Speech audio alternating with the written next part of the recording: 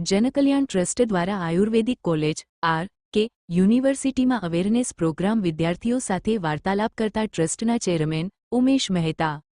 જનકલ્યાણ સાર્વજનિક charitable trust દ્વારા અનેકવિધ પ્રકારે સમાજમાં લોક સમુદાયમાં અંગદાન, ચક્ષુદાન, સ્ક્રીન ડોનેશન, દેહદાન પ્રત્યે જાગૃતતા લાવવા અથાગ પ્રયત્નો કરવામાં આવે છે, જેના ભાગરૂપે ઓર્ગન ડોનેશન અવેરનેસ પ્રોગ્રામ આયુર્વેદિક કોલેજ આર.કે. યુનિવર્સિટીમાં રાખવામાં આવેલ, જેમાં ભવિષ્યના ડોક્ટર એવા વિશાળ સંખ્યામાં વિદ્યાર્થીઓ હાજર રહેલ.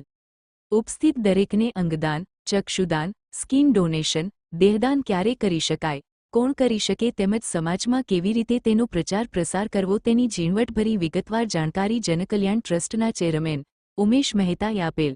સામાજિક કાર્યક્રમો તેમજ મેળાવડાઓમાં, બેસણામાં આ પ્રકારની જાણકારી અપાતી જ હતી.